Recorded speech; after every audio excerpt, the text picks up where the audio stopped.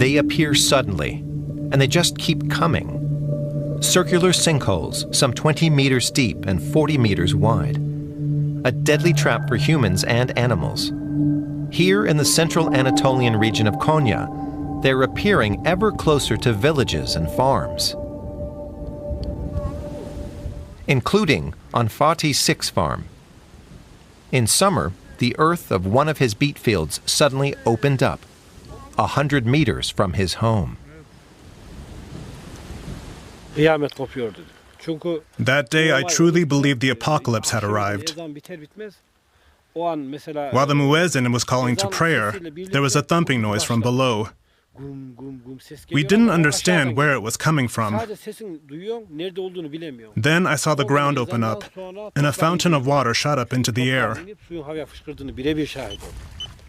Experts from the University of Konya have come to examine and measure the hole. They can hardly keep up with their work. There are now over 2,500 holes in this area alone.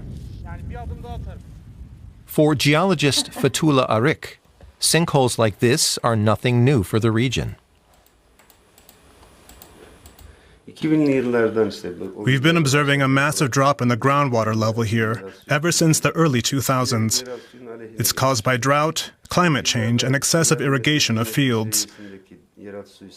Back then, the level would sink by a meter at most. Now, it's several meters.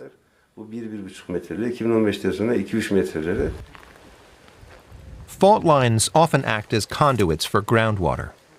When they dry up over the years or sink into deeper layers of the earth, it can trigger sinkholes.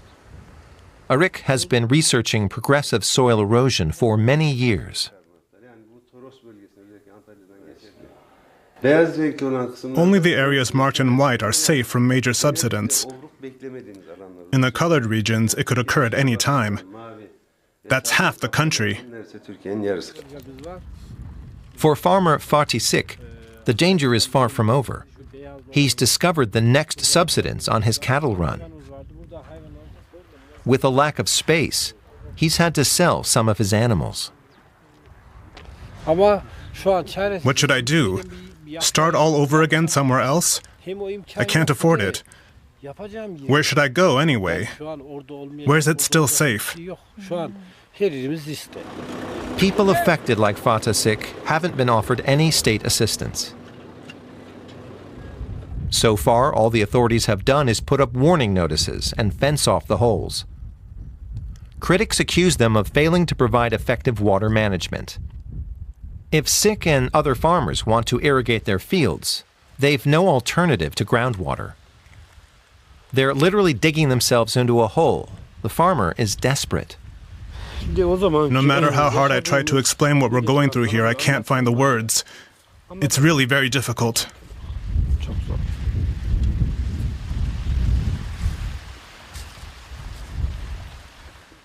Sik has to stay. He doesn't have the money to up and move. Geologist Fethullah Arık, too, can't predict when and where the next sinkhole will open up, though there are a few warning signs.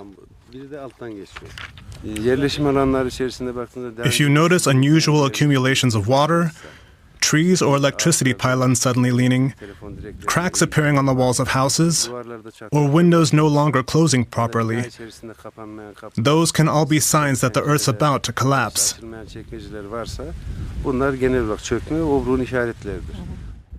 So far, nobody has fallen into a sinkhole, and no houses have been swallowed up. But the scientist says that could change. The holes are appearing more and more along roads and railway lines. That means not only that people's lives are in danger, but that important infrastructure is also at risk.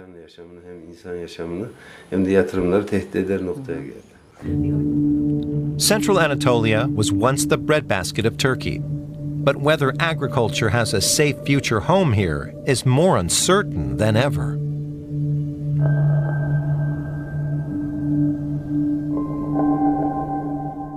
This new recruit is turning heads in the United States. The RoboDog's mission is guarding the residence of the president-elect, Donald Trump. It belongs to the US Secret Service, the unit responsible for protecting VIPs. The agency also used the technology last summer during the NATO summit in Washington, where dozens of heads of state and government were present. The robot can detect and inspect suspicious packages and is programmed to patrol on its own or be operated remotely by a handler. A considerable asset, according to former members of the Secret Service. Anytime you have a failure in security, it's 95% of the time it is human. At 3 a.m., it's not asleep or it's not drowsy. And it's recording and memorializing everything. Costing around $100,000 each, a fully charged robot dog can patrol for 90 minutes. The American-made robot was previously used during the COVID crisis for remote medical consultations and was also deployed by New York City to avoid exposing its police officers to risky situations. I don't want to have a police officer go in a building where there's someone that's dangerous and lose that police officer. In Los Angeles, the authorities used one to intervene after a shooting. It's able to open doors by itself before entering and inspecting the scene inside. The robot is unarmed, but some of its rivals, like this Chinese robo-dog, can be equipped with weapons of war. The US Army has been following suit recently, conducting tests of their own versions of the so-called four-legged robot soldiers. Whilst happy to be protected by the robot version, Donald Trump readily admits he's not a great fan of real dogs, having never had one in the White House. Burglars raided the Windsor Castle estate while the Prince and Princess of Wales and their children reportedly slept nearby. The King and Queen were not in the residence. The Sun reported that the two men are said to have climbed a 6-foot fence at night and stolen farm vehicles during the raid last month. They used a stolen truck to break through a gate, said to be the nearest exit for the Prince, Princess and their children before targeting Shaw Farm, a working farm inside the estate. The pair remain at large.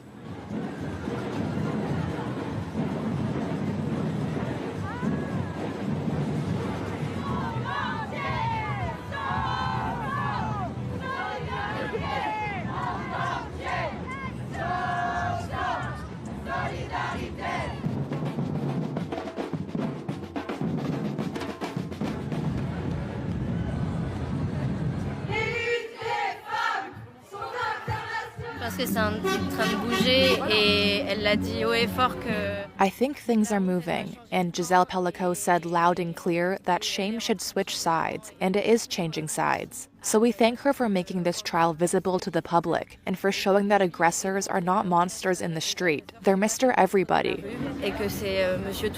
And we have to seriously put every one of us in question individually for things to change. Reports have surfaced that China is building a new nuclear-powered aircraft carrier, and a prototype nuclear reactor has been constructed in Sichuan in southwest China. Experts say that these nuclear aircraft carriers will place China in an exclusive rank of first-class nuclear carriers, which is presently limited only to the United States and France. The United States has 11 carriers that uses similar technology, whereas France is currently the only nation to have a nuclear-powered aircraft carrier, Charles de Gaulle. Now, experts do say that there are significant benefits of nuclear-powered aircraft carriers over conventional aircraft carriers. Some of the advantages include better range, more payload, high operational speed of up to 30 knots. These carriers will also give the Chinese Navy the better ability to operate globally without being tethered to supply lines. Research by the Middleborough Institute of International Studies in California found that the reactor, developed by China's 701 Institute, acquired equipment meant for installation of a large surface ship, which suggests its military purpose. As per analysts, the nuclear power aircraft carrier will allow China for deeper operations and improve China's naval readiness. However, experts have also pointed out that these nuclear-powered vessels will still require brakes on long voyages and can face significant vulnerability to attack from enemy navies.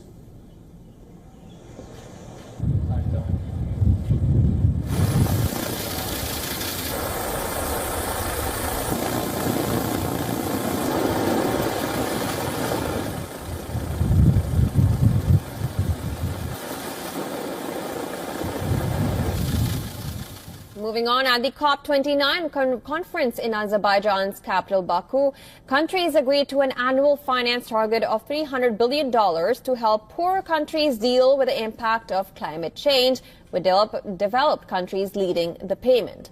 Now, the new amount will replace the $100 billion figure pledged in 2009. India strongly objected to the finance package, but only after the deal was adopted by consensus. Now, Indian delegation representative Chandni Raina called the climate finance package nothing more than an optical illusion, and said it brings out the unwillingness of the developed country parties to fulfill their responsibilities. India received support from Nigeria, Malawi and Bolivia. The $300 billion is a far cry from the $1.3 trillion that was demanded. The figure is in the document, but it calls on all actors, including public and private players, to work together to reach the $1.3 trillion level by 2035. It did not place the responsibility on developed countries. Now, earlier, the talks were thrown into turmoil after negotiators from the least developed countries group and the Alliance of Small Island States walked out of the meeting of the heads of the delegation, saying they were being ignored during consultations. But negotiators from AOSIS and the LDCS and wealthy nations met later with the COP29 presidency. At the closing plenary session, the head of COP29, Mukhtar Babayev, urged representatives of the countries to bridge their differences. And the closing plenary session was marked by protests. Over 100 protesters stood in silence with placards saying, "Stand up and pay up." Colleagues, this is the final stretch. We have all been working very hard over the past 2 weeks, and I know that none of us want to leave Baku without a good outcome on our key deliverable. The eyes of the world are rather focused on us. However, time is not on our side, and I ask you to now step up your engagement with one another to bridge the remaining divide. שלום לצבי.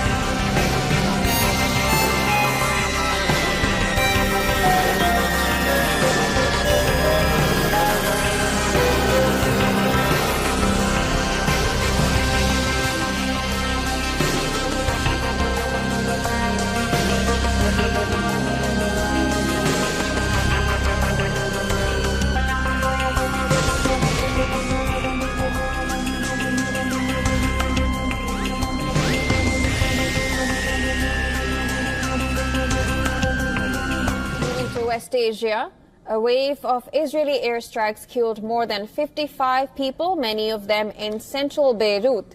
Now, this comes as Israel's defense minister vowed decisive action against Hezbollah in a call with his U.S. counterpart.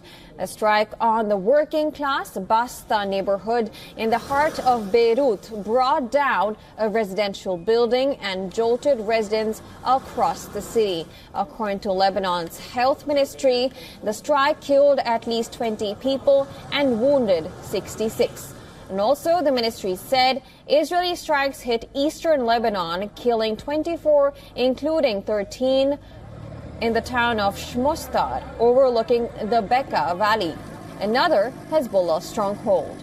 In Lebanon's south, 14 were killed, including 5 in the coastal city of Tyre. Coming to Israel's second front, Gaza rescuers said pre-dawn Israeli airstrikes and tank fire on the Strip killed 19 people and wounded more than 40. Meanwhile, Hamas's armed wing said an Israeli hostage captured during the group's attack in October last year, which triggered the war, had been killed. Israel's military said it could neither confirm nor refute the claim.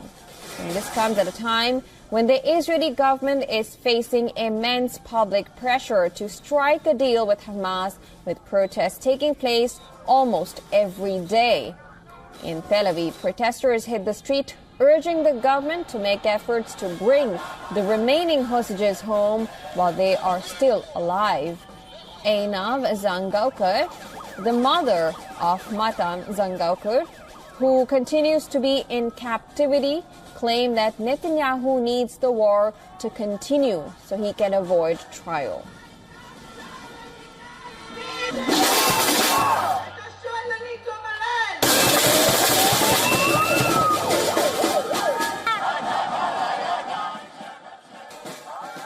In a dramatic escalation of tensions, Iran announced the activation of the advanced uranium enrichment centrifuges, directly challenging the international community's oversight over its nuclear program. Now, Tehran has asserted that the steps that it is taking are in accordance with national interest. But the West, led by the United States, of course, fears that Iran, for more than 2 decades, has been building a nuclear weapon. But what really is the truth? Our next poll gets you the details.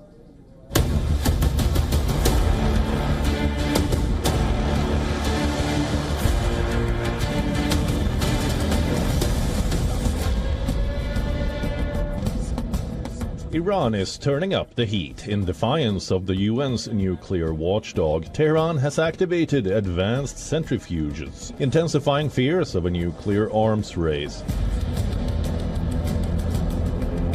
This bold move comes after the International Atomic Energy Agency, or IAEA, censored Iran for its lack of cooperation. So, what is this advanced centrifuge? These new generation centrifuges spin uranium gas at a very high speed. These sophisticated machines can rapidly produce enriched uranium suitable for both peaceful energy production and potentially nuclear weapons. The IAEA recently called out Iran for failing to explain uranium particles found at 2 secret sites. Iran dismissed the criticism as politically motivated, with Tehran suggesting negotiations with the West remain possible but on borrowed time. All our efforts and our emphasis in our talks were to allow the International Atomic Energy Agency to do its technical work away from the destructive and evil pressures of some parties. My idea is to continue this and to move, and by moving step by step and getting concrete things, again, I take the point and I think it's very important, and getting concrete results, maybe, just maybe, the trajectory can be less confrontational and more constructive. Israel, a staunch critic of Iran, praised the IAEA's resolution, calling for stronger action to halt Tehran's progress. Earlier this month, an advisor to Iran's supreme leader, Ayatollah Ali Khamenei, hinted the country might reconsider its nuclear weapons policy if it faces existential threats. The 2015 nuclear deal limited Iran's nuclear activities, but the U.S. withdrawal in 2018 triggered Tehran to scale back commitments. Now, with advanced centrifuges in operation, experts warn Iran could produce weapons-grade material in just weeks, a fear expressed by the U.S. earlier this year. This latest move puts the region and the world on edge, as Tehran's defiance raises the stakes in an already volatile situation. Bureau Report, WION, World is One.